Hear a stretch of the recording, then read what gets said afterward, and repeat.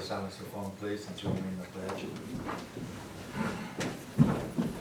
I pledge allegiance to the flag of the United States of America, and to the republic for which it stands, one nation, under God, indivisible, with liberty and justice for all.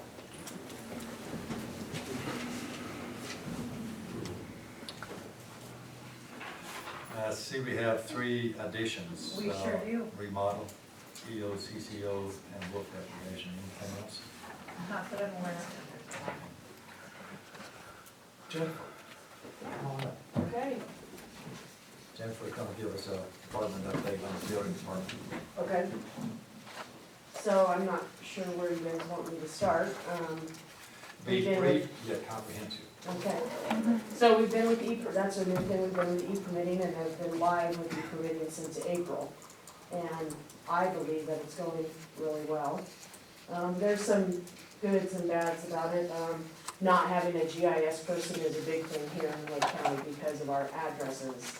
A contractor that goes on and tries to apply for a permit, if that address is not in there associated with that property description, then they can't apply for an address online. So they're calling me a lot saying, can't get this address to work, so I've gotta go in and do a few things to finagle that and get that going. So that takes some time. If we had a GIS person here, all that stuff would already be done, uploaded, and we wouldn't deal with that. And there's many other benefits of having the GIS. Oh, person, yeah. too.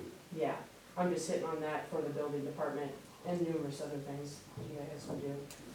So, it's a helpful tool. We're able to track, if someone comes in right now and asks for a permit that was done 12 years ago or 13 years ago, most people will say, well, we think it was in 2007, but it actually is like 2004, and so they spend many hours, we spend many hours looking for those permits. We're here, you can just search an address, you can search a name, everything will be pulled up as far as inspections, permits, and what the history as far as the building department goes.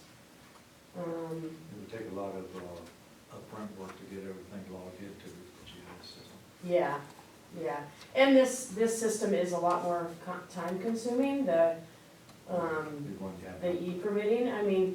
Once you learn it, it's better, but it does take some time to get all the information input into the system. It's not as easy as just taking a paper application now, issuing the number, and out the door they go. They definitely gotta sit there while I put it in the system, and right now, I'm the only one that knows that system, so no permits can be issued unless I'm there. I know buses. Yeah, so, as of today's date, we've issued 63 permits since the beginning of the year. So, that's pretty A good. lot in less than 2 months. Yeah, so. Most of them been remodeled. Have they been Most of them are, a lot of electrical. There's been a lot of structural, but it's not necessarily residence. A lot of pole barns, that don't qualify for ag exempt, garages. There are some remodels, but a lot of the big commercial projects that are going on are some of the ones that we're putting in there. I'm mainly just here to give you guys, to answer any questions, if you have any questions about the building department and the big projects that are coming up in the future. Well, Jennifer, we've all been talking about GIS, for the last couple of years. Would it be possible for the permitting side of it to get someone on a contract to update, put in our GIS layers and everything else? I know ultimately it'd be great to have a GIS person on Right. staff. So what goes on right now and what got the initial stuff uploaded to e-permitting was Lane County through our assessor's office. We paid Lane County to do that initial, put everything in. Yeah. But as we go along and people change names and ownership, they get addresses issued to them, that stuff's not updated unless I go into ask Lane County and pay Lane County to update that. Yeah, so, and I will be doing that here soon because it just makes it that much more, efficient for everybody Yeah. to do that. And so I need to, now that it's been over 6 months easily, I need to go in and ask them to update that again. So besides the GIS part of things and the e-permitting, when you're gone, and you need to be gone from time to are we able to do in your office if Greg's not here? If it's just Did you use demise? As far as issuing permits, not gonna happen. You know, what's gone on is if they bring in a paper copy, and I'll let Karen or Darwin know that, you know, we've received it from them, but there is gonna be no number issued, there's gonna be no putting it into the system, anything like that until I get back. I mean, there really is no permit issued. That's kind of where it sits. How much of an inconvenience is that to the applicant? Well, I mean, a lot of times, as long as we're aware and the building department's aware, I mean, they could call Greg up and say, we need to get a permit, but Jennifer's not in there, and we just wanna make you aware, we're gonna do this work starting this weekend, but we're not gonna have a permit to do it, essentially, you know.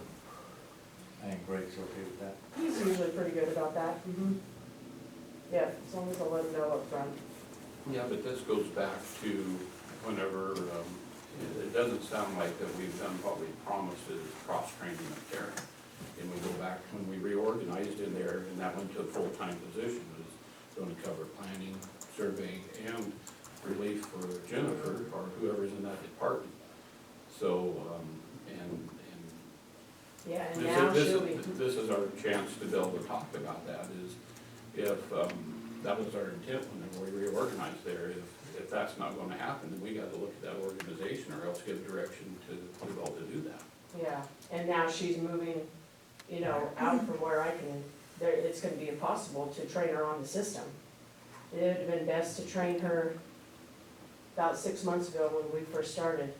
But I mean, there's just a hallway there. Yeah, I mean, no, it- it's it- just it- taking the training. It still could be Yeah. done, because we have to be able to still function, and you have to be able to get away, and that's what we need to do. Yeah, The best thing we can do is cross-training for worst-case scenario, plus for people to be able to get away. Mhm. So, we as a board should probably have that discussion. And, yeah, I'm not sure what the situation is there. I know that Darwin and her are, I mean, purely planning at this point. Okay. Yeah.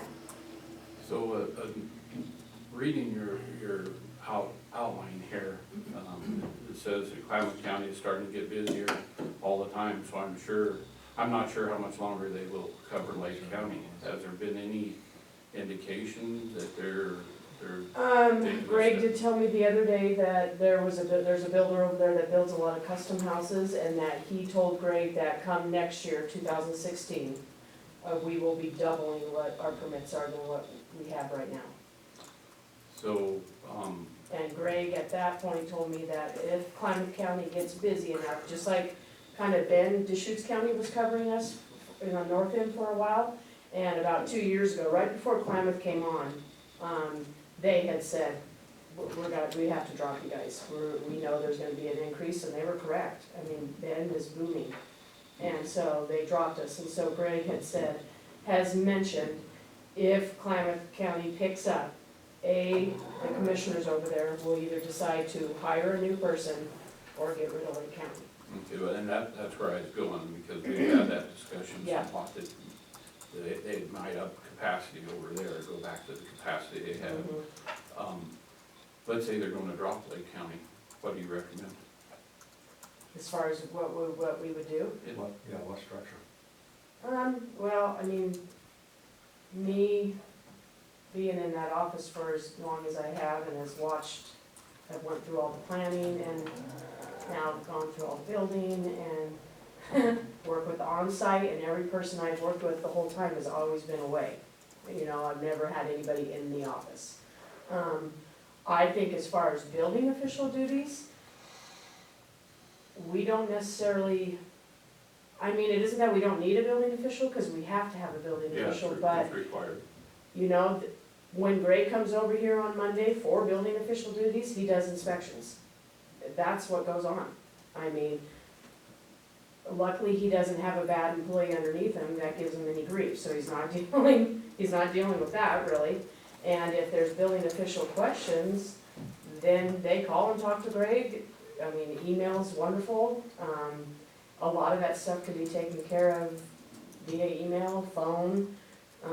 We are just lucky no one's appealed any, fees or plan review. That's the kind of stuff that a building official will deal with the state, if something gets appealed to the state for plan review or, fees that they don't agree with.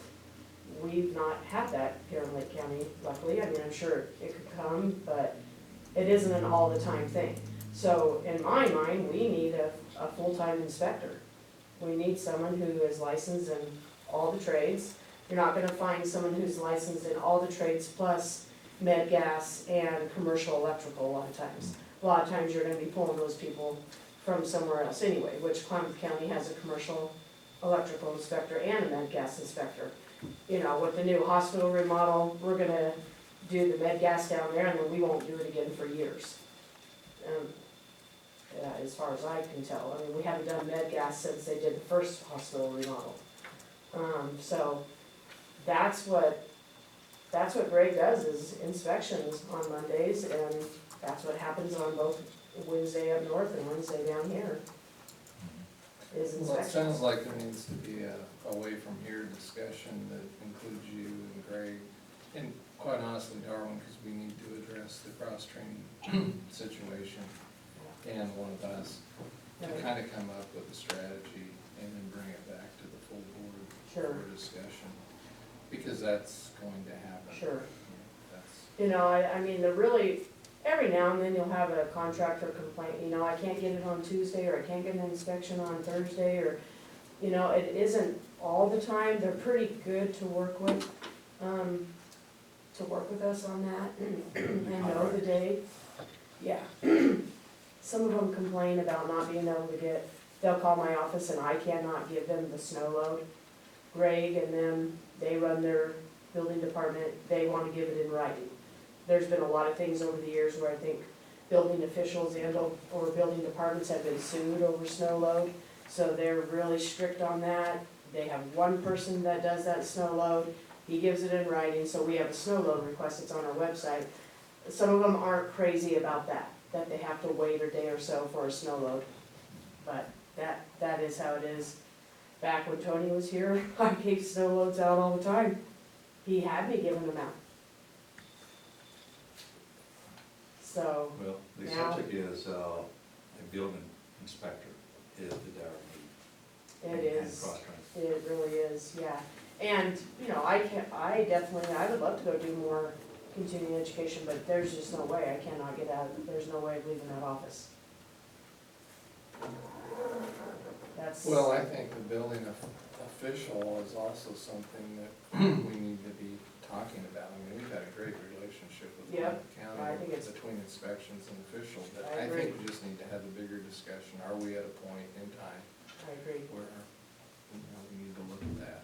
And it's difficult to get people that have all those certificates and It training is. and everything Yeah. else, but Mm-hmm, maybe a strategy on it. yeah, It would Yeah. almost have to be a building official / inspector like we had. I know. Yeah. Mm-hmm, yeah, I mean, someone like Tony, who was pretty much, he was qualified in everything, he really was, other than like gas and big commercial electrical. And some commercial plumbing, I guess, but that goes along a lot with whoever's licensed in that med gas, which is plumbing. It would be licensed in commercial plumbing. Yeah. Now, we've known that working with Klamath had been a stopgap, I'll put it like that, because our economy was down, we could not afford a full-time in addition to you.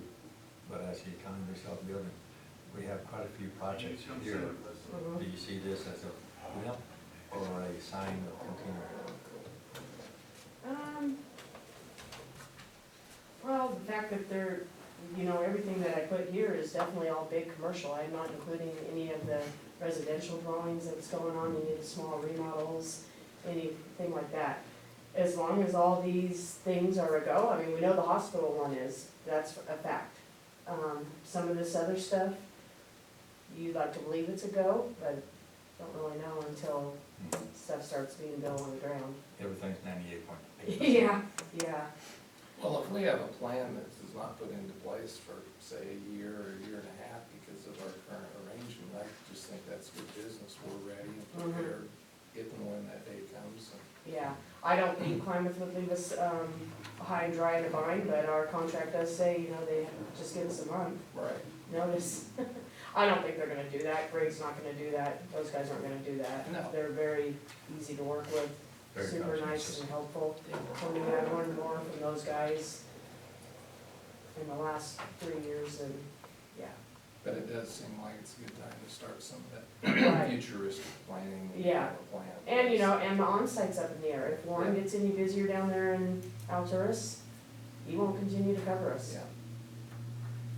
Well, we've seen the uptick and the downturn many times here, and I'd really like to, as Commissioner Chalmers says, work with Greg and you and try to strategize what would be best for both counties, Klamath and Lake.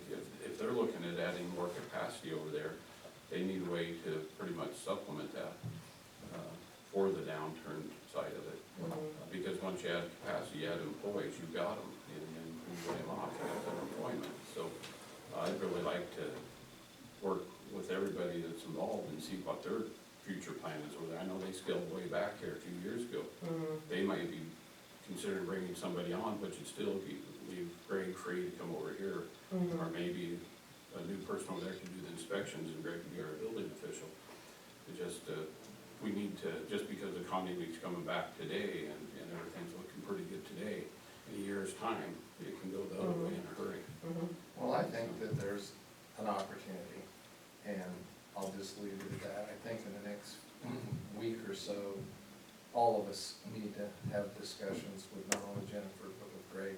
I just, yeah, I believe there is an opportunity. And, Yeah. yeah. All right. Okay. Driving for me. Just for the audience that's watching, and just do a quick brief of that list of projects you have.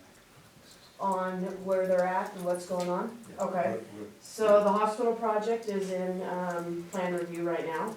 And the hospital project is the long-term care Yeah. residential. You're gonna have 2 long-term care buildings with each one of them with 12 beds and 1 assisted living with 12 beds. 2 solar, we have, Black Cap that is adding on, and then a solar that's going out by Hunters, Duesenberry Road.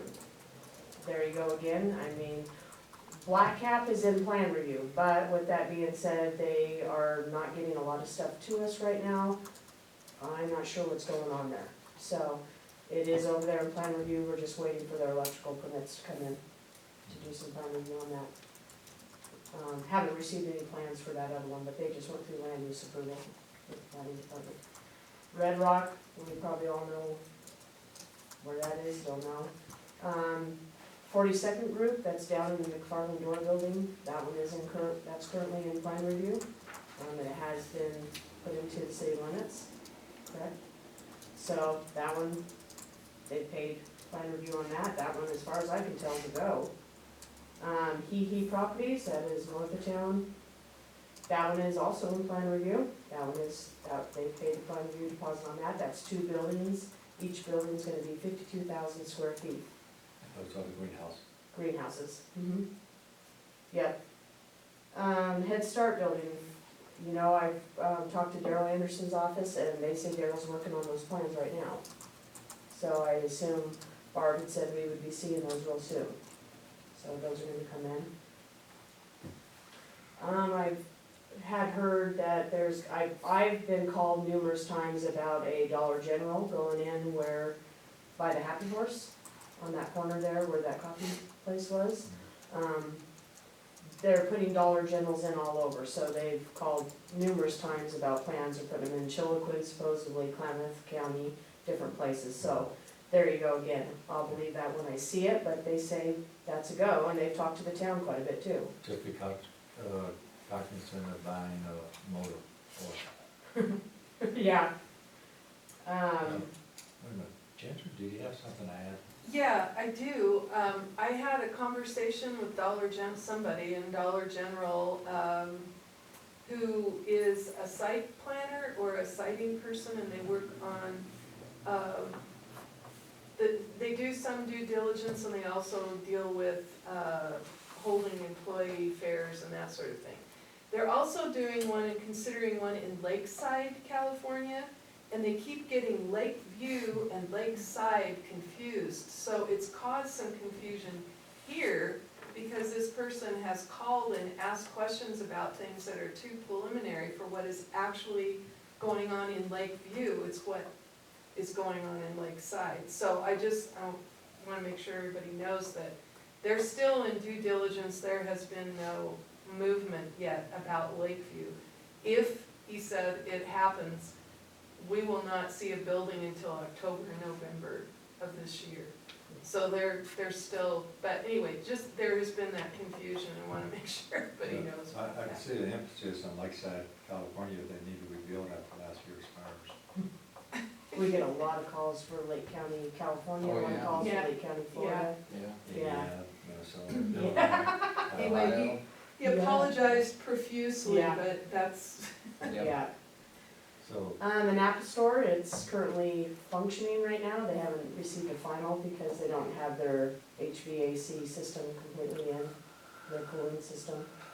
That's gonna go on the roof, waiting for all the snow to leave, and they're gonna get that done. And they have to get their ADA striping, parking spot signage, that kind of stuff. Same with True Value. Both of those are still waiting the final. The high school just put a bus barn in. Same with them, they're waiting for a final. They want to finish out that work themselves. I think you jumped over the prison. Oh, sorry, prison buildings, yes, there's a couple, big buildings out of the prison they're wanting to build. Those have actually gone through plan review, they paid for plan review, but they haven't completely followed through because, they haven't got a contractor, I guess, to take a bid on it. So, that's just waiting. With a lot of those big plans like that, I will take in plan review because I have seen through the years how, back when Tony was here, it didn't necessarily, I mean, it mattered, but he was here anyway, we were paying him, he did plan review on his time. Now, we, Lake County, are paying Klamath County $75 an hour to do our plan review. So it is legal to collect plan review for structural, you can't collect plan review for mechanical, plumbing, or electrical up front, but you can for the structural. So I've been taking those plan review in because I've seen where projects go that far and then they just end up quitting and nothing goes on anymore. So, that's what's going on with the prison buildings right now. They've gone through plan review, but they've not gone any further. The Emery property up in Silver Lake, Summer Lake area, they're coming in front of the planning commission tonight. They're wanting to put in a water bottling place, an RV spot, 2 non-farm dwellings, and potentially on down the line, if marijuana gets okayed in the county, supposedly they're gonna do that. I don't know, that's really far out there, so, those are the projects I know so far. yeah, I noted that you said $75 an hour per plan would be nice to see the overall expenditures that we give out to Klamath, so that when we look at possibilities of. Yeah, so I actually had that number, and what was No, that? you don't need it now. Yeah, it was right around,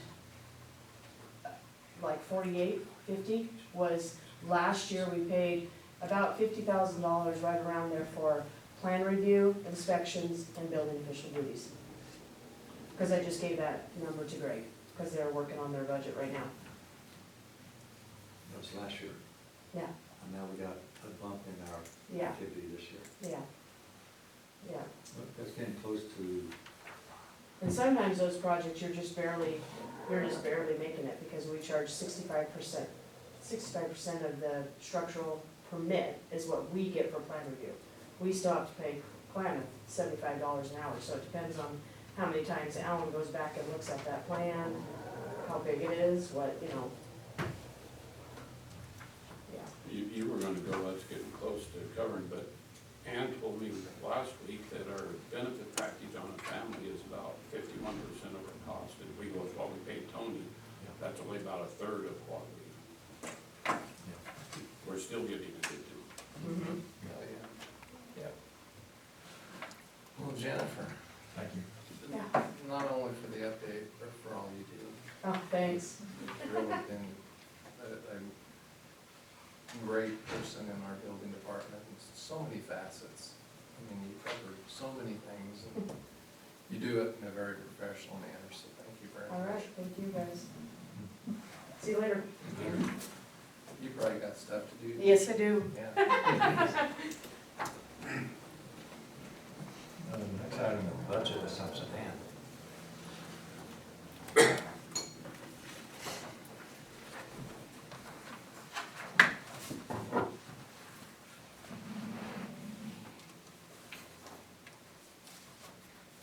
So in front of you, you should have a memo with some topics that we go through routinely to start our 2016-2017 budget planning. So what this meeting intends to do is to provide a guideline to me to start building the budget. As we know, the final action on the budget goes through the public budget meetings with our budget committee, and then also an adoption process in June. So that's the official action taken on the budget. Today's meeting is just to provide information to me to help start the building process. So in your packet, you have draft general fund revenue and expense budgets. These are really basic. There's some big assumptions that I used when I built these. The first being that our wages being a fixed cost and a big chunk of general fund, that we maintained the union contract at 2.6%. So you can see that expenses for salaries go up about $104,000. Of that, about $64,000 is wages. There was about $11,000 in PERS cost. The PERS rate is not gonna go up for this year, the biennium, but because your wages are going up, obviously your PERS coverage on those wages will go up as well.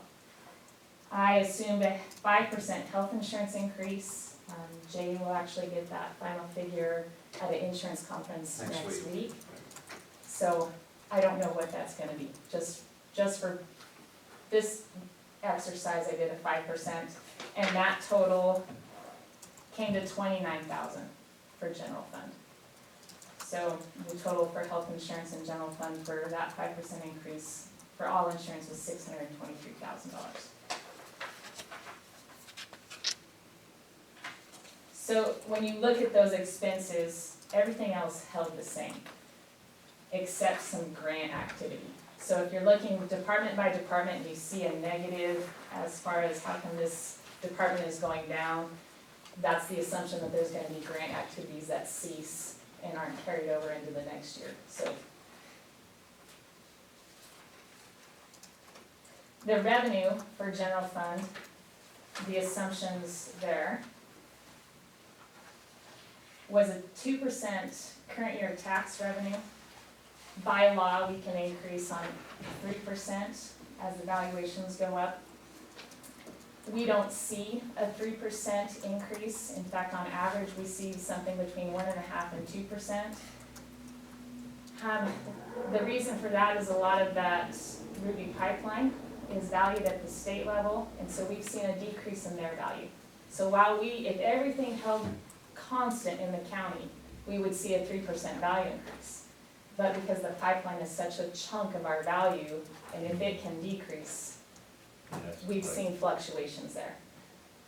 The other thing with taxation is while we can bill that 3%, people can get a 3% discount when they pay.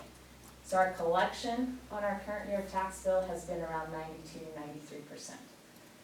So this assumption increases taxes a total of about $67,000. So right after that, if we're increasing taxes $67,000, but our insurance and PERS and wages increase $100,000, we're hoping for some other revenue somewhere to keep this thing balanced. PILT is another revenue stream. And right at this point in time, Congress has not finalized their budget process for fiscal year 2017. The good news is it is built into the Department of Interior's budget with an increase, but there's already rumblings on the Hill about budgets this year. So it's really hard to guess which way the wind's gonna blow and how Congress is gonna how they're gonna approve their budget. So, with that fun lead-in, if you want, we can go down the list.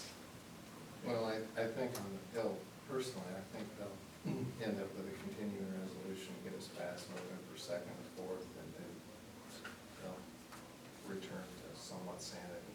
We'll kick the can, sounds good to me. Yeah, sounds good.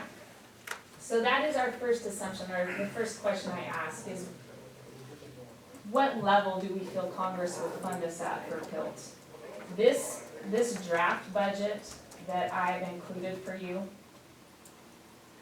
I increased that PILT payment to about $900,000 to balance the budget.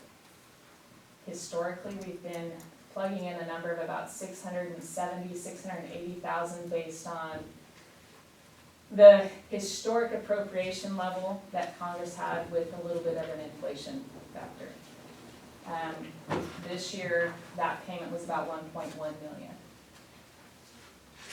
So, there's risks obviously involved. Well, so Ann, before you go on, because we need to be real clear on when you increased it by that much, and we've had a little bit of discussion, but we held everything else steady state as far as last year's budget expenses, correct? Yes. That's, you know, And- making the yeah. assumption, reserves, capital, et cetera. Yeah. Did we include, when you say, you know, to balance the budget, we've got a list here on the second page that we'll get to in a minute of open request. Is any of that included in expense? No. Okay.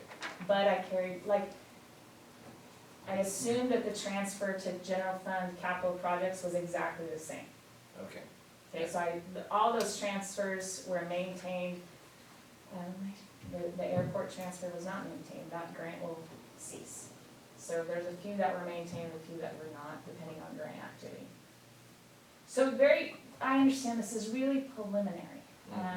Well, you've got And to when start we- somewhere. Right, and when we see the final numbers come through from all the managers and their requests and their proposals on their budgets, then we really get finalized. However, this being such a big piece of our revenue and how we've been really conservative with it in the past, I like asking for your advice. Well, I'm gonna ask the question of my fellow commissioners as we look at putting in some number for assumptions, and you built 900,000 in there. You know, historically, we balanced to contingency, so if we move forward in the budget process and find out some of those costs that we've carried forward, some of the actual costs aren't going to be there in the same categories necessarily, and so we don't need to budget that much, 250,000 approximately, 220, whatever, that we'll regroup on what we're putting in there, instead of balancing purely, you know, because I would hate to see us start out with whatever, 150, 200,000 in contingency, find out we don't have $200,000 worth of expense and automatically just balance the contingency. Right, we could balance back to PILT, if that's the direction. So you said we're about $100,000 more this year with the benefits and all that stuff, but you're talking about moving PILT up to 900,000, which is 250 or 260, 220. So where's that other 100,000 or $120,000 shortfall at? Beginning fund balance. Beginning fund balance, and why is our beginning fund balance? Because every year our fixed costs keep going up, but our revenues are not going up at the same rate.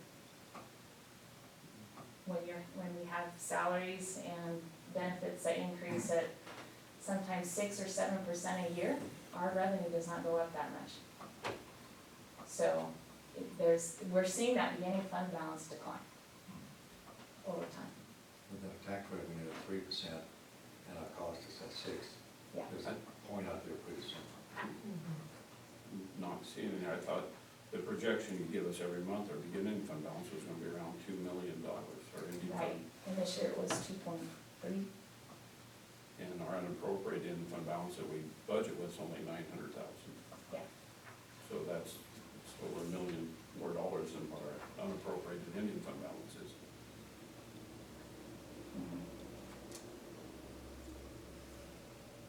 So let me think of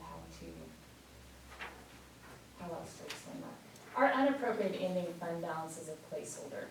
It ties up budgetarily a chunk of money that by law cannot be spent for any purposes other than a natural disaster. It's a forced savings account. The beginning fund balance is the checking account balance as of June 30th. So it takes into account all the history, all the prior year revenues and all the prior year expenses, and has an amount. When we budget the next, we try to budget that beginning fund balance accurately each year. So we are accounting for all of that accumulation over time in the following year's budget. In fact, this year was one of the first years that we came in a deficit position on that beginning fund balance because the PILT payment got split on how it was paid. So that is one reason our beginning fund balance was even less than we'd anticipated this year, but it is going down. But when the bill came in, we were fine. Right, but still the projection over time with our fixed cost and our transfers and ongoing expenses, the projection is that beginning fund balance has been slightly decreasing every year. Our PILT payment, the way they've been doing that appropriation, it goes up by a really small CPI factor. It's less than 1%. And then like we've talked about on current year taxes, by law, we should be able to increase those values 3%. That's not what we're seeing. So even with those two, the two largest revenue streams in the county, we are not keeping up with our fixed cost factors and their inflation.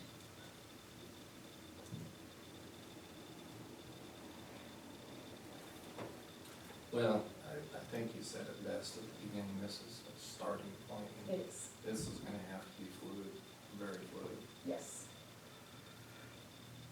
So the PILT payment, maybe if I just get a sense, and I think what I'm hearing is it is fluid.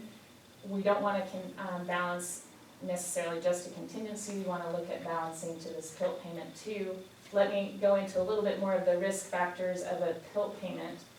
If we budget a PILT payment at what we've received, let's say it's 1.1 million, and Congress pulls a shenanigan and does not fund that fully, and they do not appropriate it fully because they're fighting, which they do, and they decide we're gonna do some level of appropriation less than that. They could do a sequestration even. We saw that impact. So they come in 900,000. $200,000 difference. When we're budgeting to the penny, we've got a balanced budget. It's quite a hole to try and make up the next year. In fact, it significantly impacts our beginning fund balance the following year. That's where we'd see the impact. And like I said, that beginning fund balance is a revenue stream for us the following year. It is significant. So there is a risk in plugging in the fully appropriated PILT payment and not receiving it. If our conservative practice actually has benefited us because the following year we get to count that full payment and show it in our beginning fund balance the following year. So we hear from our budget committee every now and then how it's nice to budget the following year with what we received the prior year. Being conservative on that PILT payment allows us to know what we have and budget for the beginning fund balance the following year. So that's been why we've taken that route. Talking with my hands. Yeah. So, But I spoke to you. But like we need to plan for out years on a building department, of which we just discussed. We really need to get away from year-to-year planning on a budget and look at some out-year planning, especially since our expenses is deeper decline than our revenue is. It's just a matter of a few years out, isn't it? Mhm. To be honest, when I first started working on this budget, I had made the faulty assumption that PILT got authorized for a couple of years. And I was like, oh, yay. And then I did some more research, had conversations with Dan, and then I was like, oh, no. The idea of plugging in the full amount made this budget pretty easy to balance and to kind of work with. Not knowing what Congress is gonna do makes me nervous. So, it's, Even more nervous in the coming election. yes, exactly, with the turmoil this year, it's hard to guess what's gonna happen. Well, I think we're gonna have a PILT discussion. We can't help but think about the one department that's going into crisis management, that's our road department. That we've gave monies from PILT for the last 3 years from, I'm much more comfortable that PILT's gonna be funded. I'm not comfortable that there's gonna be any SRS at all. Our meeting on Friday was the discussion. I have no indication from congressmen or senators that they're gonna do anything on the SRS, so as we plug in PILT, I feel compelled we better at least think about, we've always transferred, at least these 3 years, we transferred that money contingent upon PILT being fully funded. So if we plugged in $900,000, then that only leaves about $210,000 roughly to transfer if it comes in fully funded. And my numbers are probably off a little bit if we're gonna go that way, but we probably ought to have a little bit of that discussion while we're doing assumptions, because of general fund may be declining some, but the road department's down to, in my view, pretty much crisis management. We do have the reserves and everything, but they're only gonna last so many years. So as you talk, we've been trying to plan out more than 1 year at a time. We've been looking at road department trying to keep it afloat. And I tell you, those phone calls are not gonna be very much fun when the roads don't get plowed during the winter, because we don't have money. Department of Ag's budget and the Forest Service actually plugged in a secure rural schools reauthorization of $225 million for 2017. Again, with the budget fights, you never know what's gonna happen. The good news was it got plugged in just like PILT did. Well, your connections are better than mine, because they've been telling us, no, they're not. Well, Congress this is the budget building by the Ag Department, Right. which can get mixed in a hurry. And I think another discussion, we're not gonna answer them all here, but I think Commissioner Winter's point's well taken.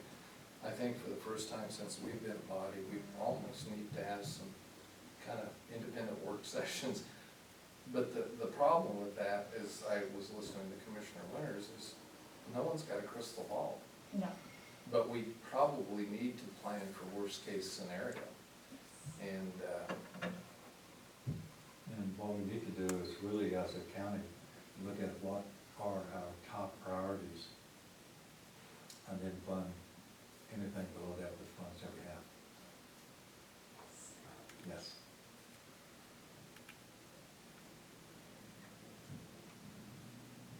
And we would look at our top priorities.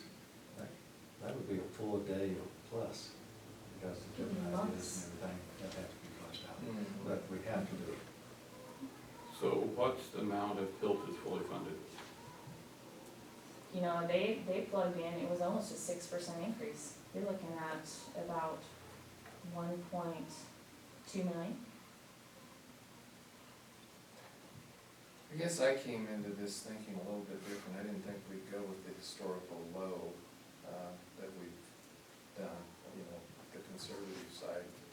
But I was thinking somewhere around 750 to 800,000.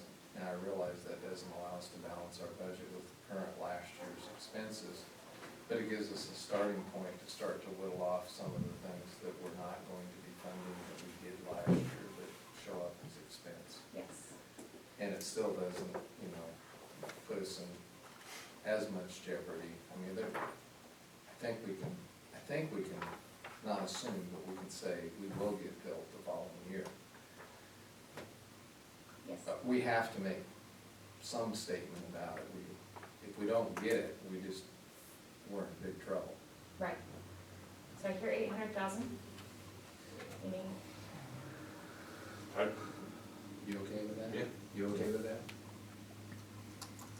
But let's not lose the thought that you had about, that sometime we need to prioritize, fund my priorities, and then cover accordingly growth.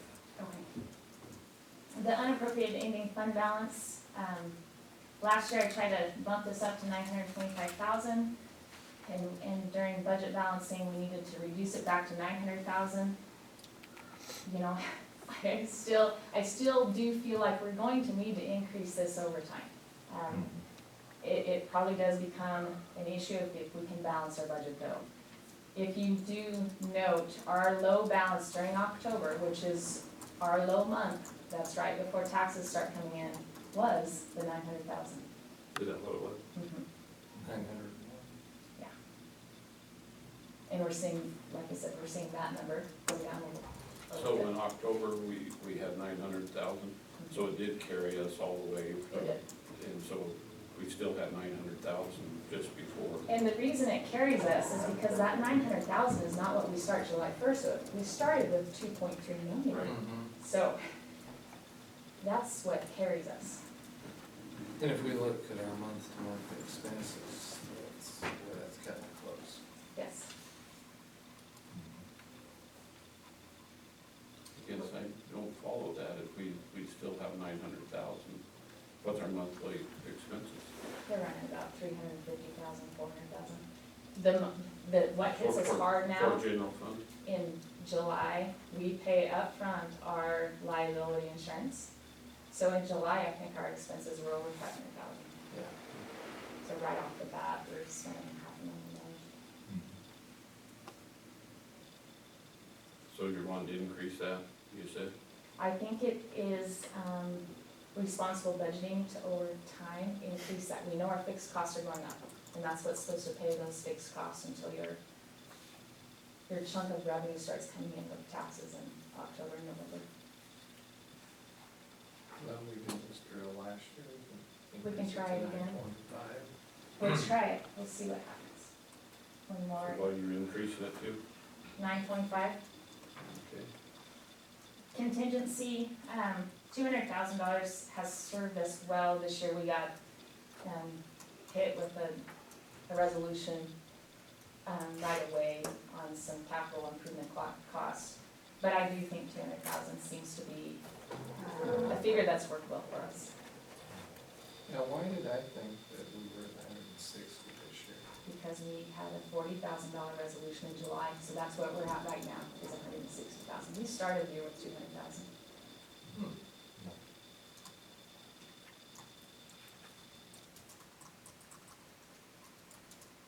$200,000 good figure?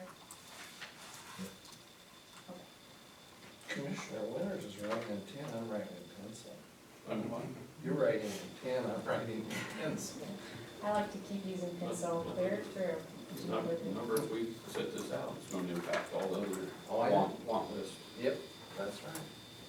So salaries, you know, I need to preface this whole conversation with the fact that we're going to be negotiating couple contracts.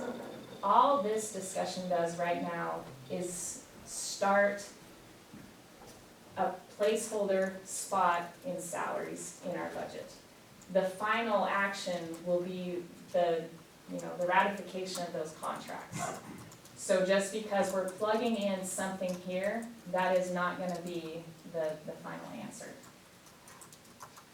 If we continue with our worst case scenario thoughts, and conservative budgeting, we would look at a 2.6% CPI is what we've been calling it, adjustment.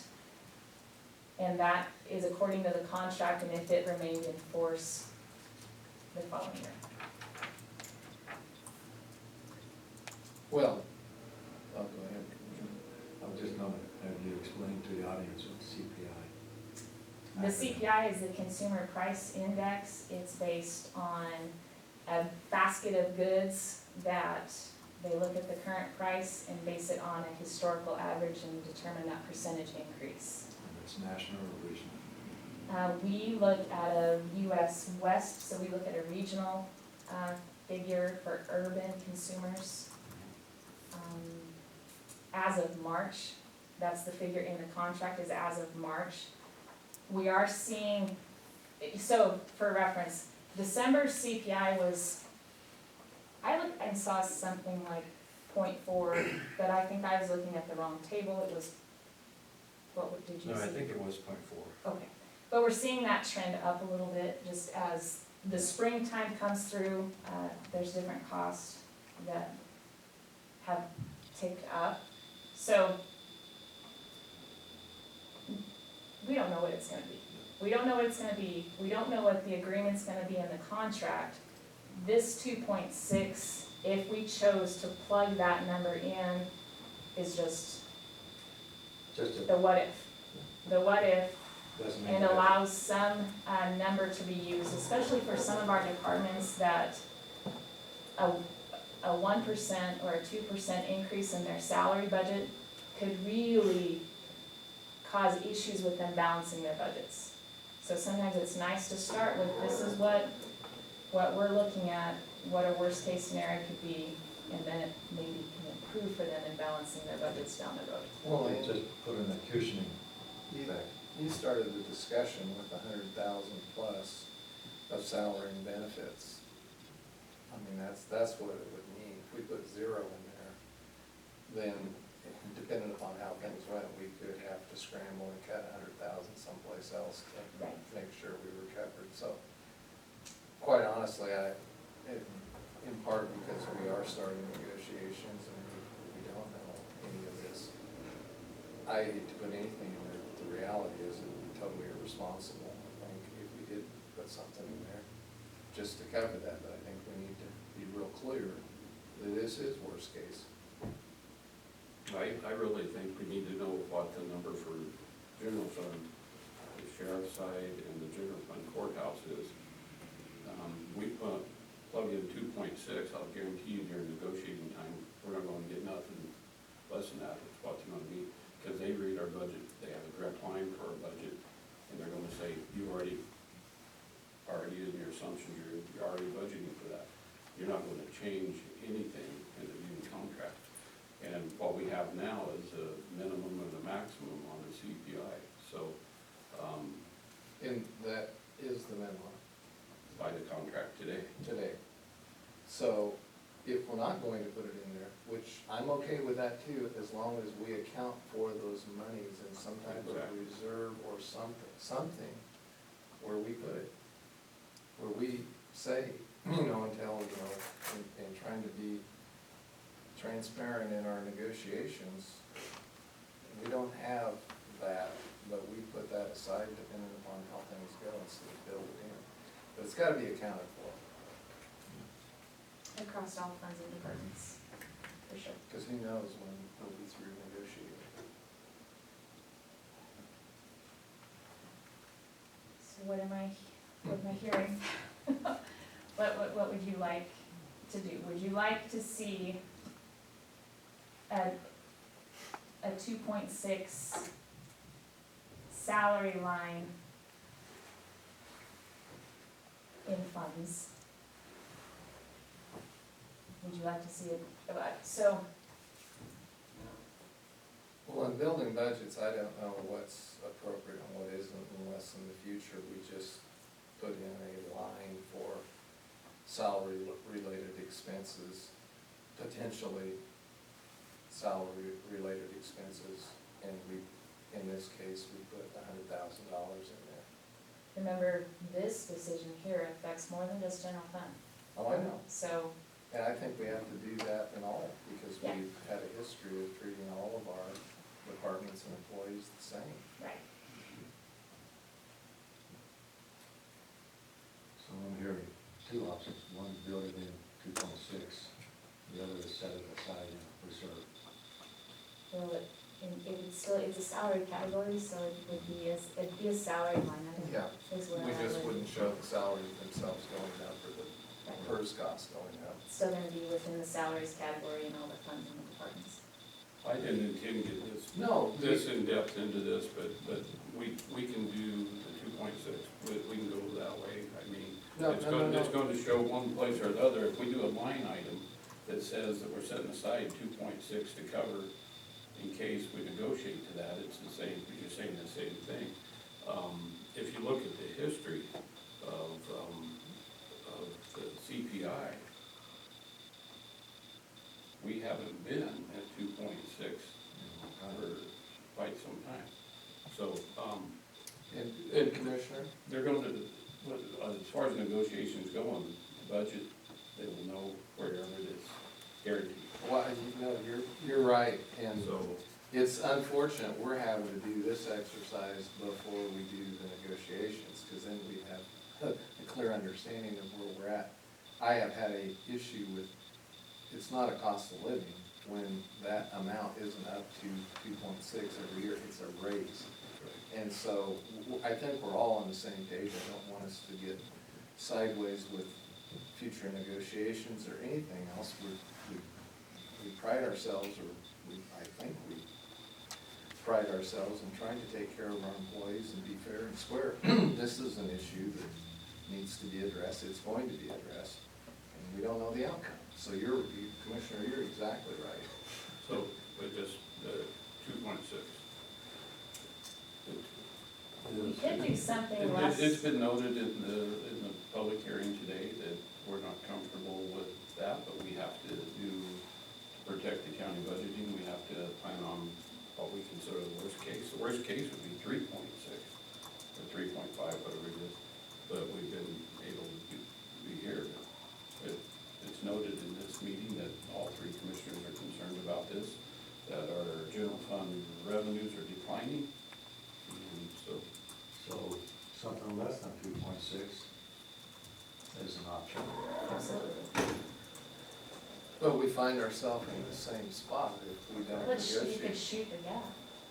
Yeah, we can shoot the gap, but, or we could just we could recognize that our revenue and our expense, there was gonna be $100,000 difference, but we just, I think if everyone negotiates in good faith, we'll be able to have that discussion later.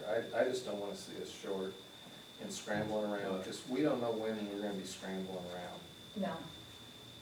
But if we went with something else and that X amount of dollars was into a contingency, in case the worst scenario, we still cover. It's just Yes. we labor for money Right. without unduly influencing the contract negotiation. But I'm hearing 2.6, unless you wanna What would push be, that idea. I like to have, it's in a current contract, 2.6 to 3 something, where we negotiate a new contract, and we have a track record showing that the CPI have been substantially less than 2.6. We should be negotiating that. We can't really have those discussions. 2.6 would be a good number to have today. Okay, I'm fine with That's that. a good one.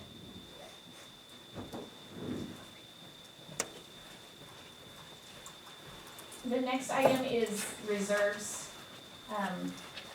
So these are specific amounts we set aside for the purposes discussed. The next page actually lists the reserves we had that general fund supports for 2015, 2016. The first one is the facilities reserve, that is supposed to encompass any facility needs that general fund helps support, or future projects down the road. That was at $150,000 for 2015, 2016. What would you like to see plugged in? Well, how's it been going? Mr. Berman's with us too, so how's it been going, 150 in there? So remember, this amount is the forced savings account. There's no spending out of this account. You're telling the public we're setting these dollars aside for a future project or a future need. So this is not the amount of money that we transfer into Fund 103 Do your capital. to actually get the work done. Yeah. This is just the set aside. And that's what we have this year. Yeah. And so that means basically just carrying over the same. Yeah, so if you chose 150,000, you're not adding to it, it's just the same. I think we better stay there for now. I mean, you look at our open requests, those are, you know, we better try to put some monies to the side. Not that that covers open requests, but we're gonna see open requests every year coming, and we better keep some monies safe out there. I don't know what you guys think. My emphasis in past years has been on open request is to address deferred maintenance at different areas. Well, this reserve, like this is dollars that we don't touch. Yeah. But it does keep some dollars there for the following year. If we wanted to reduce that amount, that would be, I mean, it's not costing us anything to have it there per se, is it? well, Because we already have the dollars there. Yes. this is all assumptions. We'd start out there. If we need to reduce it for certain projects. I'd say we start there. Yeah, I'm comfortable with that. The next reserve is the roping club facility. We had a group donate to that function several years ago, and we're just carrying those dollars forward. Their ultimate goal was an indoor roping arena. And there were several organizations that donated funds in the past, and most of those we got that to fair related, not general campus. And this particular group wanted to hold that as a reserve. Now, we have been putting a roping arena, there's not an indoor one. I'm not revisit with the members here, Okay. but this would be fair money, Right. specific, not general funds. Right, and the roping arena is done by the Round Association, not by the Fair Board, wasn't it?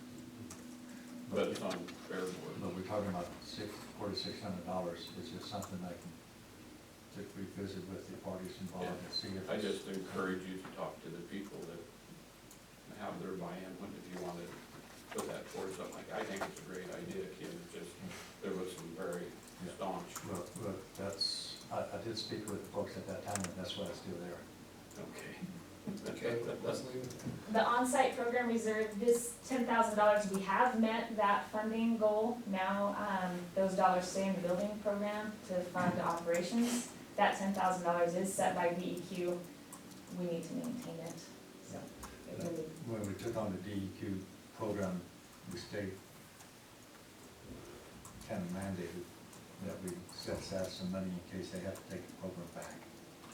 And that's what happened. Kim, when we done that, I thought that was for both Lake and Harney.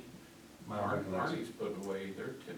my recollection was 10,000 per county. Okay, There's been some misinterpretation being five, but my recollection is 10,000. That's what I. The technology upgrade we started last year, I think the hope was that it was going to be something higher than $5,000. During the process, we had to lower it to $5,000. I think we're hearing from ACTEC the future need for some significant software purchases. So I think we understand that there is going to be some big purchases down the road.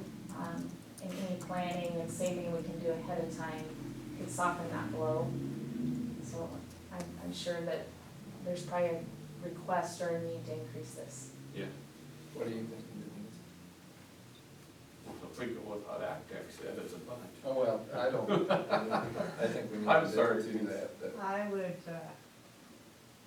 considering that we're looking at 2 significant upgrades within the next 2 years, you're not gonna like me very much, but I would say we put at least 50,000 in there, because we're talking 150,000 a pop for each one of those software programs. So what was the number you said? 50,000. 50?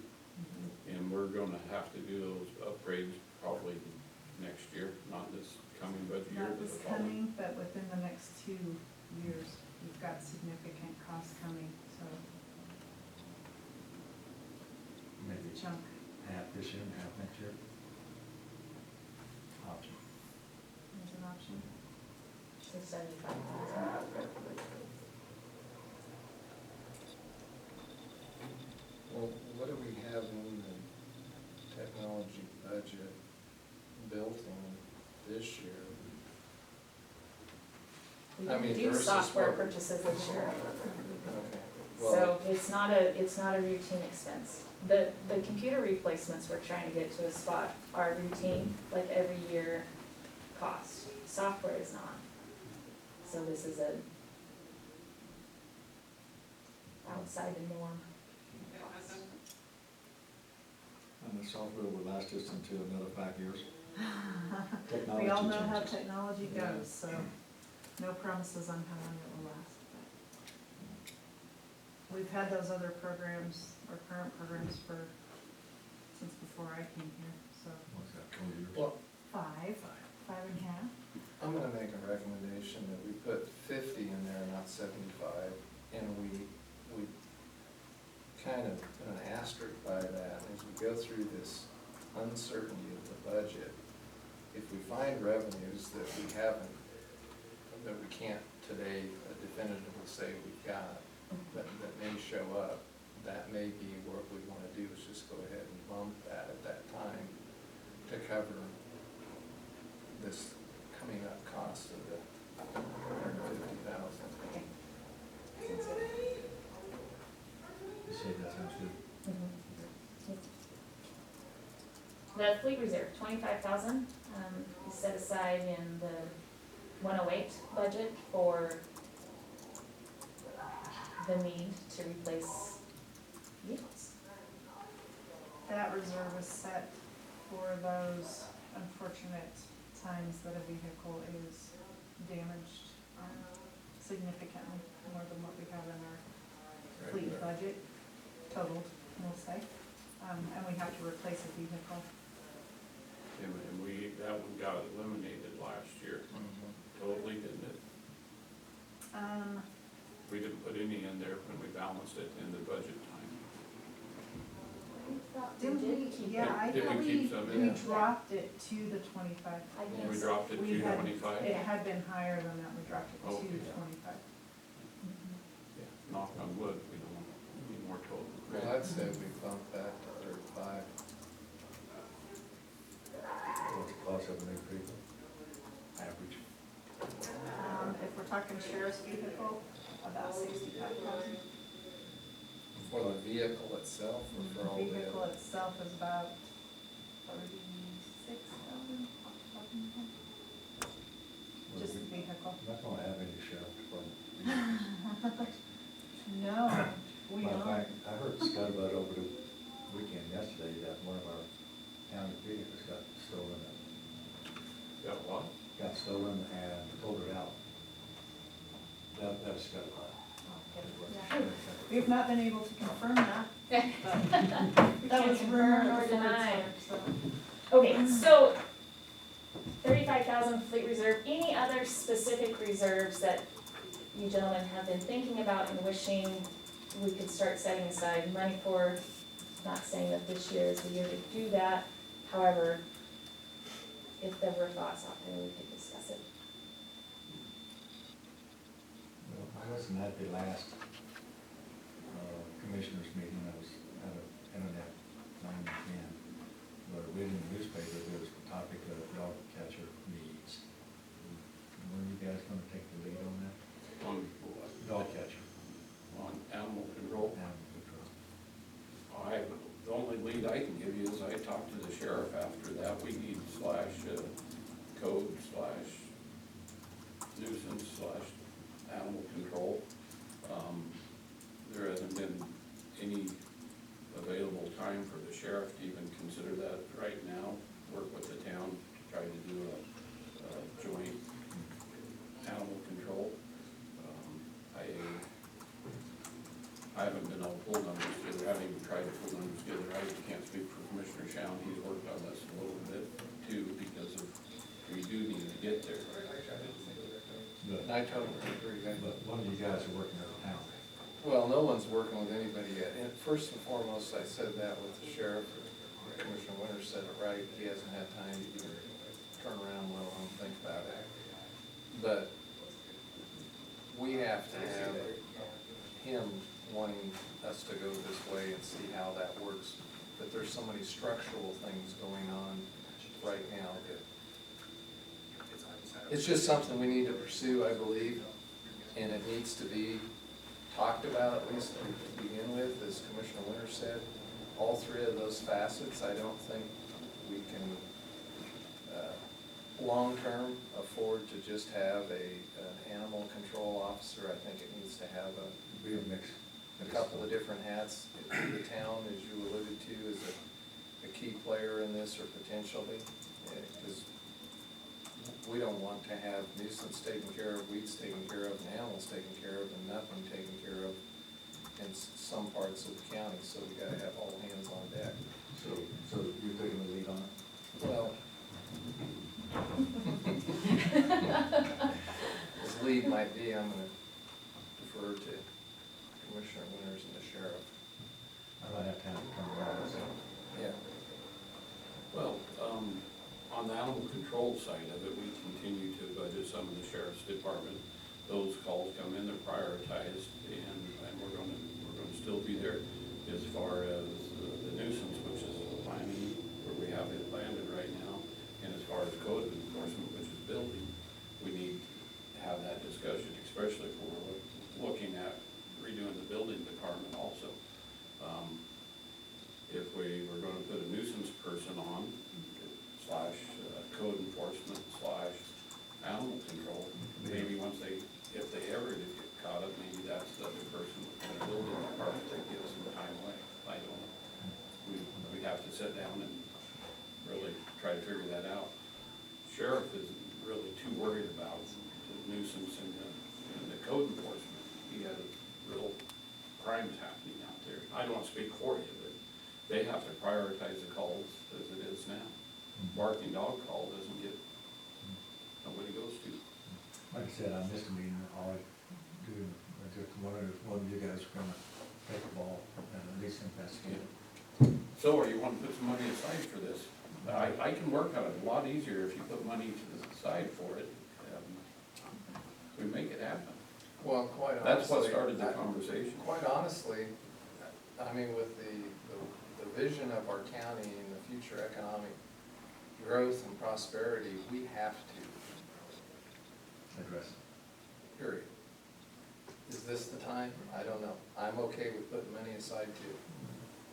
But we have to address it. We have it covered, and we really don't. Well, that's at the minimum, 100,000 plus. It depends on what configuration we put it. I mean, just having a dog catcher is not economically feasible. Well, How can we, but that's what a committee. Well, that's where some of the weed committee stuff comes in. That's where some of the, and of course, we have to backfill because it's in our own building with planning, having nuisance. The town, perhaps the city of Paisley, it's incorporated, you know, and Commissioner Winters, you know how that stuff rolls out. We do need to find out what the total cost would be, fully equipped for an officer of law enforcement with vehicle, with facilities to house not only the animals we're talking about, but anything else associated with it. And as we told the group when we met with them here, they were talking about grants and available monies, and we said, no, that's what we said, is that we have to take the long view of this and say, we don't want a program that we bring on board and in 2 years find out we can't afford to do it. We have to see the vision of the financial end of it, and to be sure, once we start it, we can continue it. Well, my just was, who's gonna work on it? The three of us, it's a board decision. I can help bring some things forward, but if you want to if you want this to happen in this next operational year, We don't even have a plan yet. So you can't put money aside. July 1 is the next operational year. So you're gonna have, you flush out all the, well, both of you, I don't have time. But it's been on our desk ever since I've been a county commissioner. And it's always been kind of put out, nobody's worked on it. I just think somebody need to work on it. come up with some ideas. And then we know whether it's $2 or 200.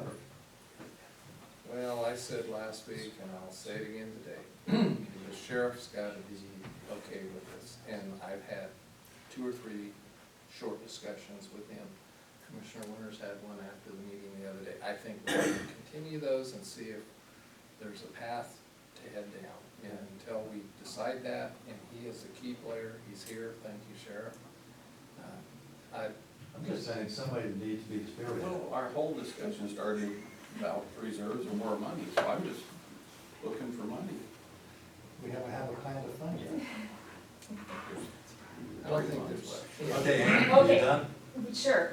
The next section, the open requests and projects, I got this memo to Denise earlier than what all the information that came in. So I got new information to hand out based on information that was submitted. So I'm gonna be up here handing out So papers cross for a out while. what's here and take what's here. Well, sure. If anyone wants a copy, here's a copy. That's my copy. Here's your next one. This is it. That's the airport. This is a fairgrounds paving request.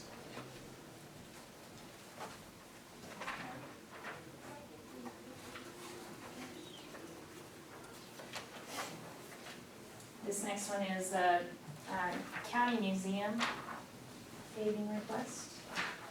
Museums. The county museum paving, is that inclusive of our parking lot over here also? Yes. Or is that separate?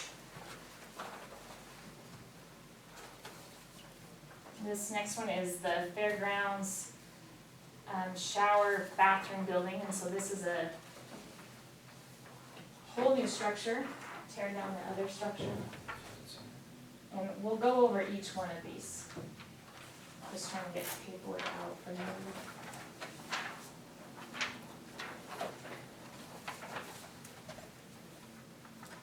I have on your list a request from the sheriff's department for the repeaters, the vehicle repeaters for the north end. He's got it in his hand.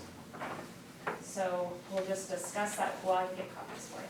This is the print from the SRS budgets that are online.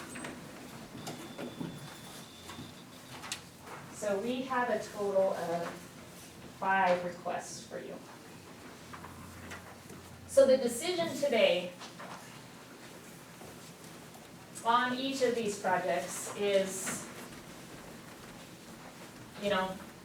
keep it forward in the system, keep it moving ahead as an open request so that it's outside of the building projects and it's discussed at the meetings.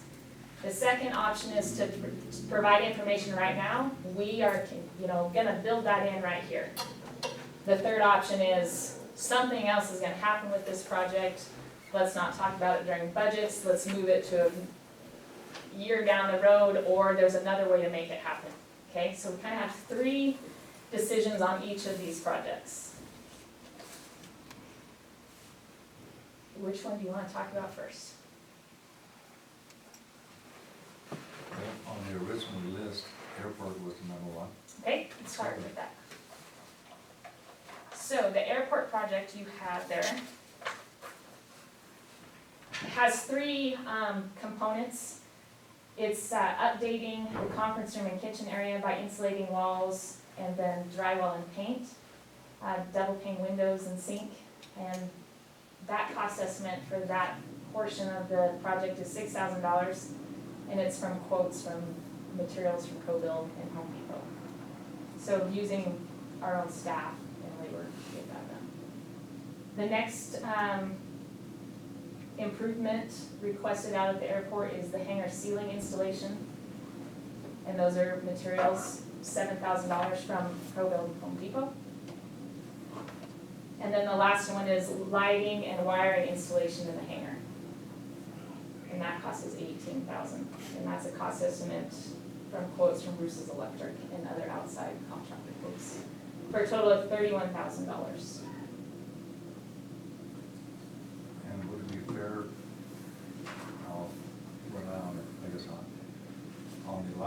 the wiring. We know that that's needed. But does the ceiling have to be done before you do the wiring, right? Assuming yes. Okay. Yeah, you probably would need the ceiling before you put the lights in, so you know where your lights are gonna go, much where you're going. Otherwise, you gotta climb up there on the new ceiling and fall through it. Right. That's interesting, Dave and I didn't talk about this, but to me, you do the lighting and wiring installation first.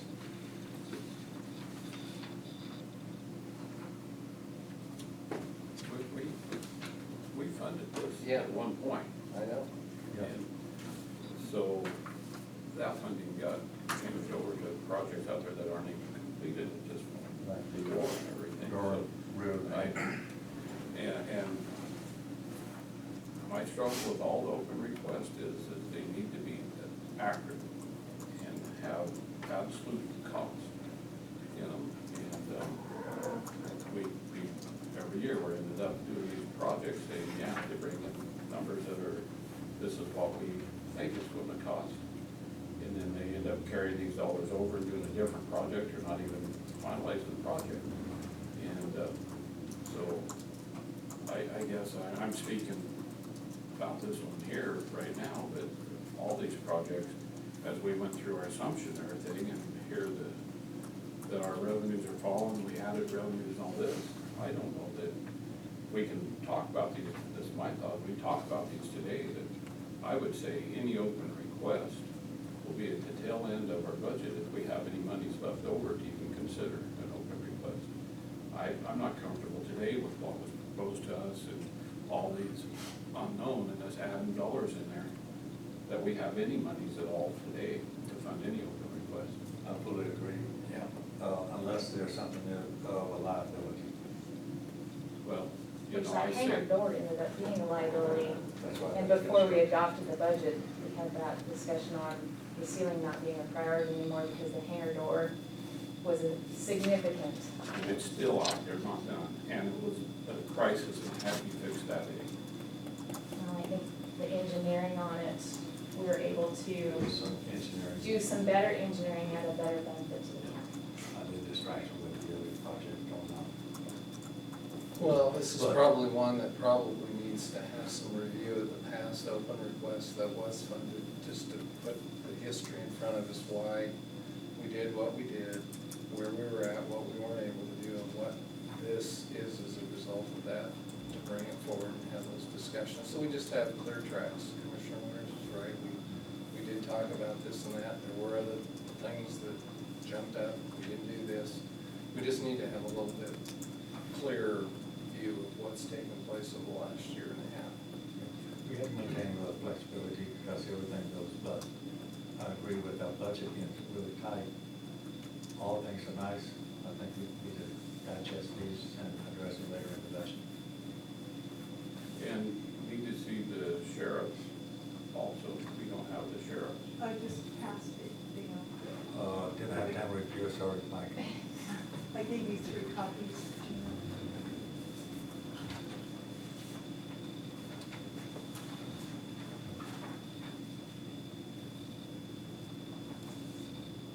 So, go ahead. So, we do need to talk about each one of them. Like we said, we started out with the list that's here. But I don't think, I'll say this, we need to listen and hear about all of them, but I don't think that we can absolutely fund anything today. No. This is information, I totally agree. no decision on these. That needs to come. And it's not on tomorrow's regular session for decision. No. Okay, so do we want to keep moving down the list here? Or I'll just follow your lead if there's certain things you want to talk about.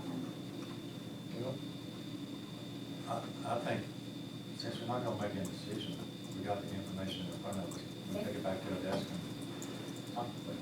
Okay. Know that the fairgrounds bathroom shower building, the initial amount that I had included in your memo, the reason that's higher than what was submitted is that was the assumption that it was gonna be contracted out, not staffed. And so that cost can change significantly based on if you're having to contract that out versus having in-house staff. Well, you know, when you're, and that's good information, but when you're not involved in those discussions, it is kind of hard to track, you know, not quite a $30,000 difference. And, you know, when we're gonna rebuild completely, tear down and rebuild, I don't know what of that we can do that doesn't have to have licensed and bonded and certified folks from plumbing to electric. I don't know. But you have to go through the building department for permits and plan review. And if there's the electrical, you have to hire a contractor, so forth. And you'll see that there's two from the fairgrounds. The existing facility out there got some structural problems, water problems. But then the fairgrounds submitted the paving, but that doesn't, I mean, if money was like no question, both of them big priorities. But as far as deciding which one of the priorities, we have to make that time. Well, I'll tell you, after really looking at that last year during, just prior to the fair and rodeo, I wish we had money to do all this stuff, but that to me is pretty close to the top. There's some liability, safety issues. Well, yeah, when we have that area, I mean, and when you look at the walkways that we undoubtedly are being proposed here, and then the regular surface that's there, and I know our roadmasters looked at the grind out, the surface and what it's gonna take. But we have we have thousands of people, kids, animals, all sorts of things going in and out of there. That is a high priority. And yeah, no decision today, but for our contemplation. What, so did you say the fair board, if they were to prioritize those projects, that they'd want them both done as soon as possible? Well, of course we have both things done. Okay. But it's for us, if there's a money constraint, then all these, we have to go through and see which one is our top priority. You know, Yeah, I'm, both of the fairgrounds are very important projects. Being out there a lot of the times with the fair, the potential for injury or something with the paving out there, because there's, my guess is several people multiple times, but there's probably 12 or. for everyone you know, there's 12 that you don't. I mean, there's a lot of people who go across that, so our exposure for potential lawsuits from somebody falling or getting hurt is there. I'm sure in the restrooms you have, I haven't fully went through those, but I'm sure there's some issues there also. There's issues, but not so much liability. But we have acknowledged the liability of that paving. I want you to acknowledge it and do nothing.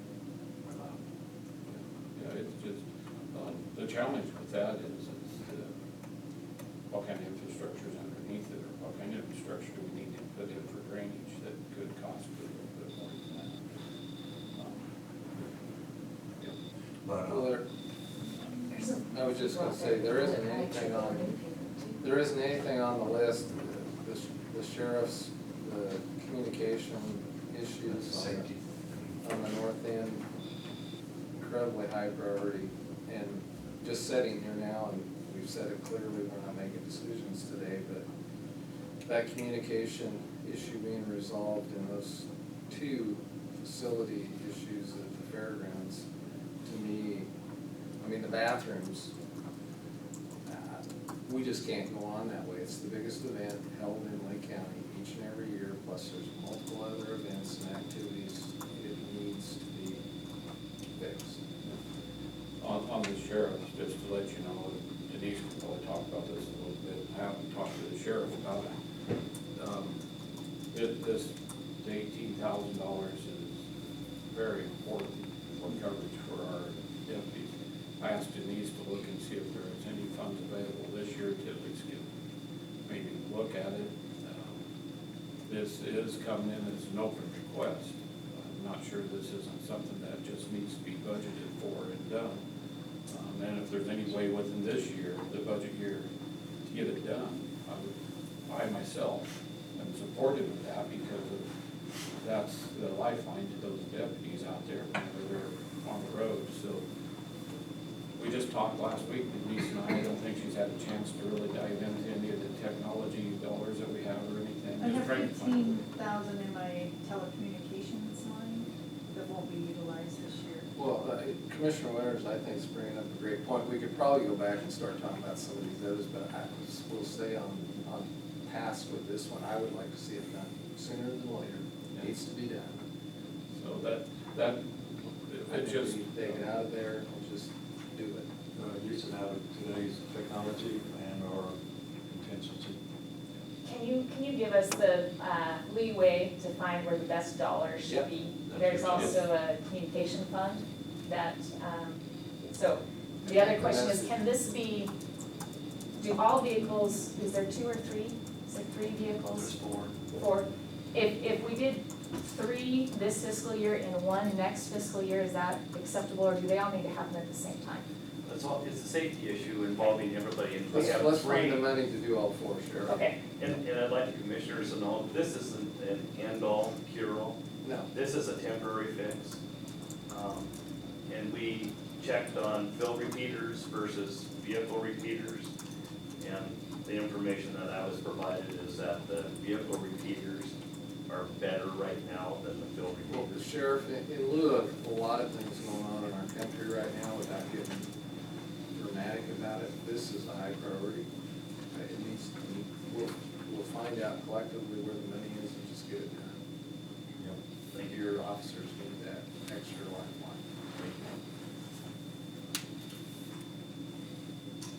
That's Is that concurrence? as opposed to a decision. Well, I think we concur that. I think whenever they find out where the dollars are available, they'll bring it back to Back to us us. and say, or we could go ahead and say, if the dollars are available, just do it. I would be very comfortable with that. I'll leave it to Ann to find options on the financial. That's our special. With Denise. Well, Working with Denise. yeah, Denise's funds is where a lot of money is Yeah. on your budget. Yep. That's right. Just whether there's a little difference there. So are we going to, by consensus, say? Sheriff's got a comment real quick. Just a question. In order to get the ball rolling on this, can I advise Day Wireless we are going to do this, or do I need to wait on that? As far as I'm concerned, it's a done deal, except for, we'll figure out the technicalities of where the money's gonna come from. Let's just do it. Let's not wait another day. As long as you fully researched and have you been able to take one out there and drive the areas to make sure that you're gonna have the coverage necessary? I think you told me that. We've done that on 4 different occasions. Now, there are still going to be a dead spot or 2 out there. But with the portables, there's dead spots all over the place. Those repeaters will allow the portables to repeat off the vehicle to the tower. And there'll still be a dead spot or 2, but it's a lot better than what we have right now. It's been an issue for a while, so.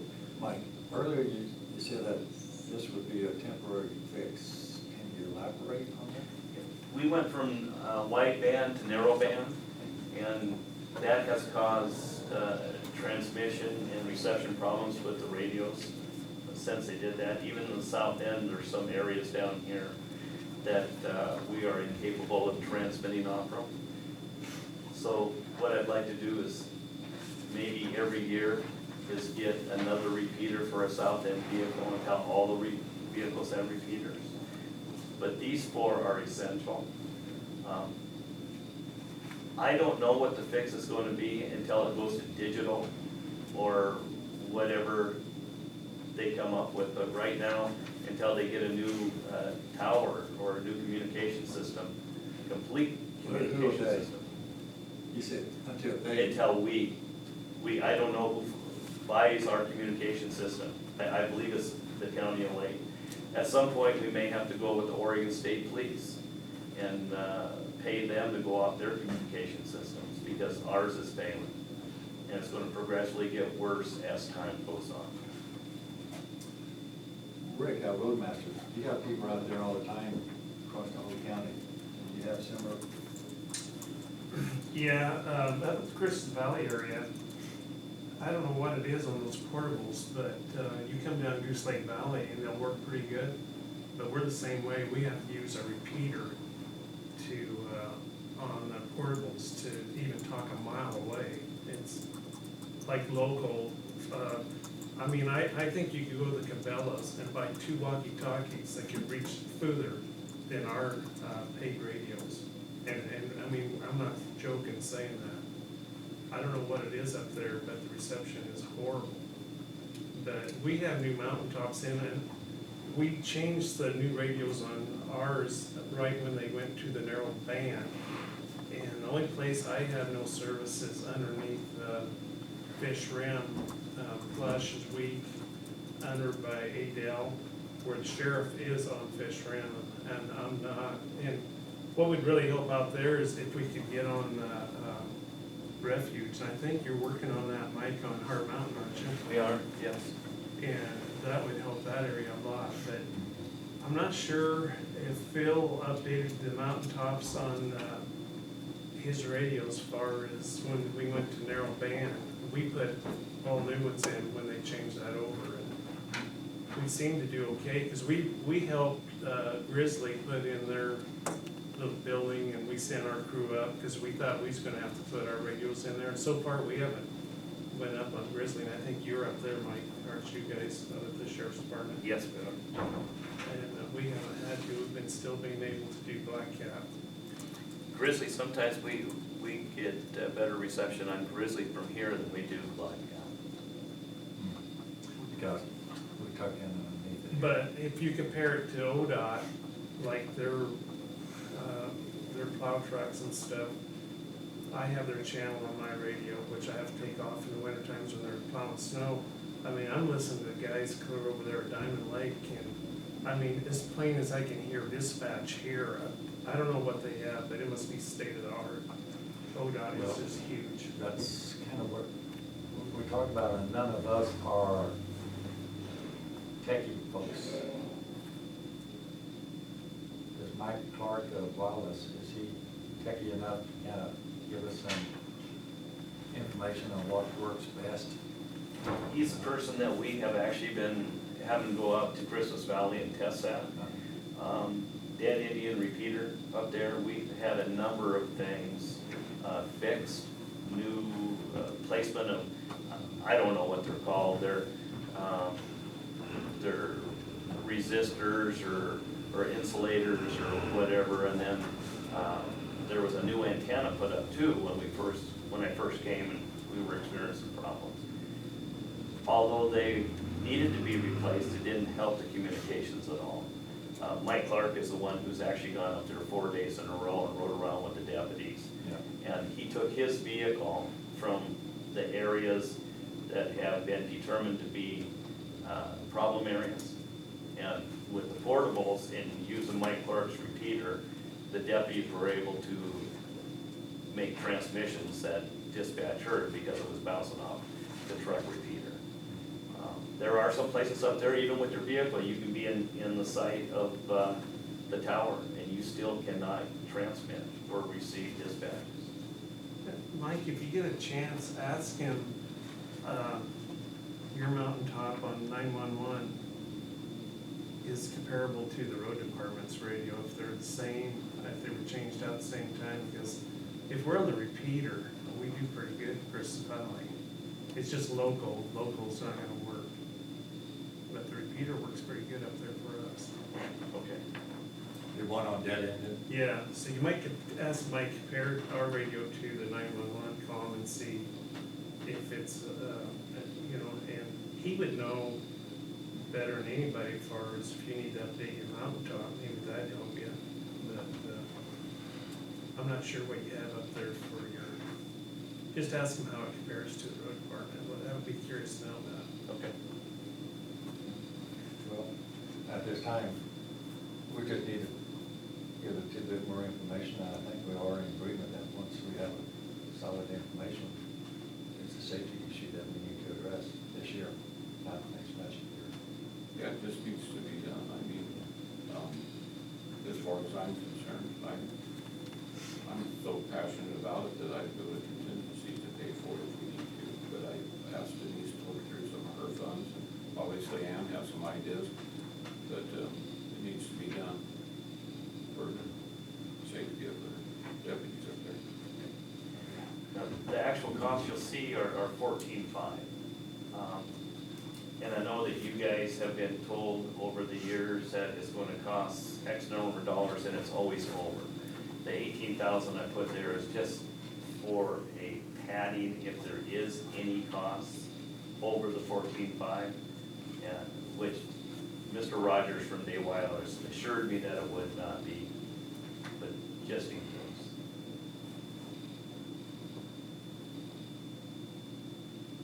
Well, we leave it to Ann and Denise to see if there's, and if it is it concurrence that we go with? Yep. Just make sure you work with Dave Wallace as you have been, that we don't do something that's not as effective as could be if we could maybe put another dollar in. Yeah, I talked to him this morning, and I talked to Mike Clark on Friday. And this is right now, repeaters versus fill towers. Repeaters are the way to go. Well, I tell you, Sheriff, Rick mentioned, to compare those two, Rick probably has dealt with more radio issues than any of us, and works with Bay Wireless and everything, so if he's got a suggestion, Yeah. follow through with that. Say. Other than that, get these things, get them done. And Mike, you know that in emergency, that if they can't get out, they can go on our channel. I mean, that's always been that way. We'll yield to you guys if there's emergency. Okay, thanks. I will ensure that they know that. And what else we have? I like to discuss admin fees just for the purpose of clarification and a little bit more understanding. It's one that comes up every year. So in your packet, the last couple pages are the admin costs generated looking at actuals from 2014, 2015 year, based on our policies of how these get distributed. County services, that first column, that houses audit, budget, bulk paper, and postage. So it's allocated across funds and departments based on use, which is a difficult data point to get. So it's the best we can do. So again, county services is attempting to pay general fund for their expenditure on audit, budget prep, bulk paper, and postage, and other bulk office supplies. The commissioner's column is general fund's attempt to recoup costs associated with travel and Denise's time. The treasurer department, my department, excluding the time and resources that it costs me to do the tax distribution. This is allocated based on everyone's percentage of revenues. So if one fund or several funds have the bulk of the revenue earned in the county, they will see the bulk of the costs from my department. And that takes into account the research and things like that for decisions made on investing those dollars as well. County council is again the attempt of general fund to recoup costs for the county council contract. This allocation was determined by the gentleman with Denise's input a couple years ago, so it's just maintained that same allocation. The business department, we allocate the business department costs back 60% according to accounts payable duties, 40% is based on payroll duties. The accounts payable costs are allocated based on checks written. So we did change that a couple years ago. $1 million check costs the same to write as a $10 check. And so it's based on checks written, not amounts for accounts payable. The payroll chunk of that is based on FTEs. So I am looking at the variance over on the far right-hand side. In parentheses, that would mean it's that much less. Yes. Okay, just curiosity, the clerk went down $22,000 just on figure is, but Yeah, the computer. computer. Yeah, last year, that was allocated just based on PCs. This year, Josh was able to say, well, wait a second, a PC doesn't really cost my time like a server costs my time. So Josh gave me this report right here that's based on a weighted support. He says, a server takes a lot of my time where someone's PC might not take me very much time at all. So I feel like this year's computer allocation is much more accurate. So you're gonna see some departments went down, they had a lot of PCs sitting there, but they don't have the cost associated with like a server or multiple other devices. So some went up and some went down based on, I think, better information, better understanding of how our time is spent and what it costs to support certain technology devices. And I have that, I can share, this is Josh's breakdown of that. But I'm just going through here, just looking at them, those are general fund, and like the fair board went up $2,300 this year around, that's quite a bit of an increase. There's some fluctuation in the fairgrounds. I can't say that it's with the information I have right here in front of me. That's all in that computers. We did put them online. They are networked in with us now. Part of it is probably that. The other part could also be they have more FTE now than they had in the past. So now they're at 2 FTE. In the past they were 1.5. That is going to increase their admin. With the benefits and everything. This is the number, this is this year number. Ken will have to explain that during his budget process with the fair board.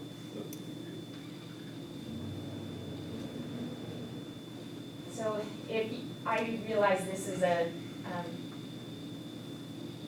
well, it can take us hours to go through this. So here it is. If you have questions, please ask me. Like I'd love to sit down and really go through this, so it's. Probably my biggest question, Ann, for right now, is the reduction of almost 37,000 in its entirety. Can you go to the bottom line?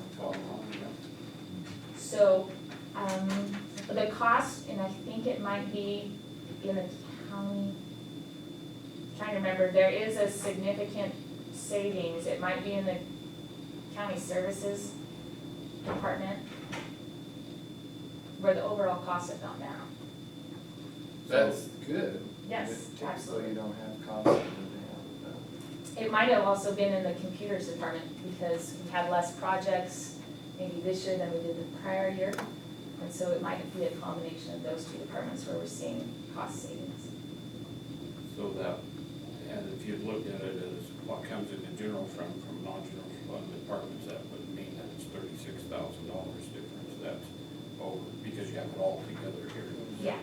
Right. It doesn't come in, we don't know by that number. Yeah, I can provide that to you. Okay. Thanks. Anything else for us? No, anything else for me? Declare a 5-minute break, come back at 5 minutes before 11.